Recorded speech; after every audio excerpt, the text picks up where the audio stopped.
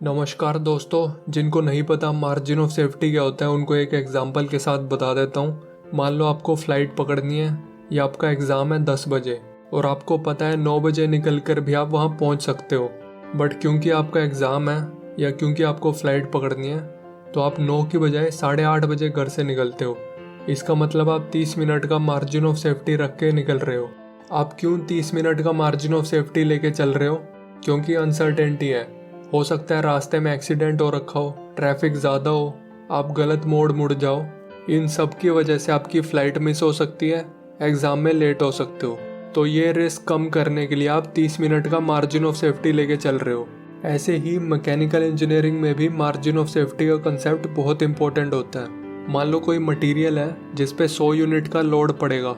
Engineers उस material को 3 गुना ज़्यादा स्ट्रॉन्ग बनाएंगे, इतना स्ट्रॉन्ग कि वो 300 यूनिट का लोड भी उठा सके। यूज़ चाहे सिर्फ 100 यूनिट के लिए होने वाला हो, 3 गुना स्ट्रॉन्ग बनाना है या 10 गुना, ये केस टू केस डिपेंड करेगा। जैसे अगर कोई ब्रिज नाली के ऊपर बना है तो रिक्वायरमेंट से 50% ज़्यादा स्ट्रॉन्ग भी चलेगा। बट अगर कोई ब्रिज खाई के ऊपर बना है तो रिक्वायरमेंट से 5 गुना स्ट्रॉन्ग ही चलेगा। एयरक्राफ्ट के पार्ट्स रिक्वायरमेंट से 10% ज़्यादा स्ट्रॉन्ग ही होते हैं, क्योंकि बहुत ज़्यादा स्ट्रॉन्ग बना दिया तो जहाज़ उड़ ही नहीं पाएगा या ज़्यादा तेल खाएगा। दूसरी ओर बॉयलर्स रिक्वायरमेंट से 10 गुना ज़्यादा स्ट्रॉन्ग होते हैं, क्योंकि अगर फट गया तो नुकसान बहुत बड़ा होगा। मार्जिन ऑफ सेफ्टी रिस्क को कम कर देता है, नुकसान कम से कम हो। रिस्क ज़्यादा है तो मार्जिन ऑफ सेफ्टी ज़्यादा चाहिए, रिस्क कम है तो मार्जिन ऑफ सेफ्टी कम भी चलेगा। और मार्जिन ऑफ सेफ्टी के चक्कर में अगर पार्ट की यूज़फुलनेस ही ख़त्म हो जाए तो ऐसे मार्जिन ऑफ सेफ्टी का कोई फ़ायदा नहीं। जैसे एयरक्राफ्ट का एग्जांपल दिया मैंने।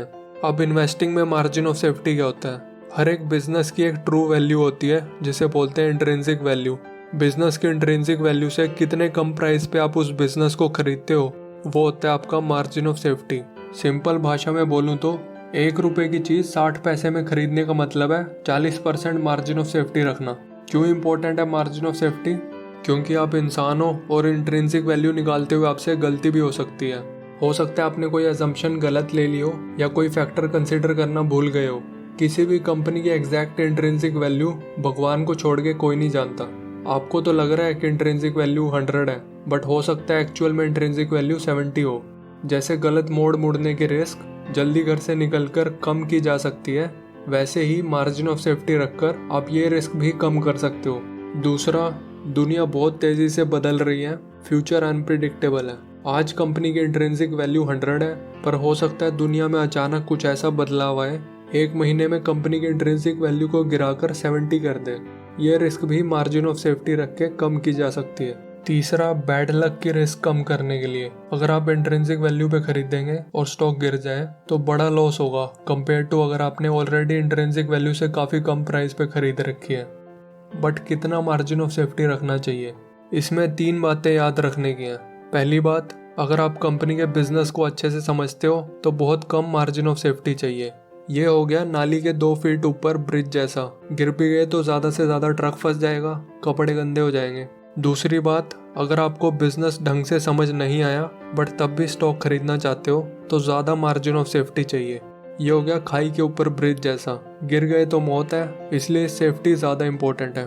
तीसरी बात, अगर आपको पता है कि बिजनेस बहुत गजब है और आने वाले 10-20 साल में बहुत अच्छा करेगा तो मार्जिन ऑफ सेफ्टी 0 भी चलेगा। फॉर एग्जाम्पल, वॉरेन बफेट का कोका कोला और सीज कैंडी जैसी कंपनीज खरीदना। ऐसे बिजनेस खरीदने के लिए अगर आप मार्जिन ऑफ सेफ्टी के चक्कर में पड़ेंगे तो वो बहुत बड़ी बेवकूफ़ी साबित होगी। अगर आप सोचो कि 40 पैसे पे खरीदूंगा तो हम सॉरी टू से आपके बच्चों के बच्चे हो जाएंगे, पर वो टाइम कभी नहीं आएगा। ये हो गया एयरक्राफ्ट जैसा, 5 गुना मार्जिन ऑफ सेफ्टी मांगोगे तो जहाज़ कैसे उड़ेगा?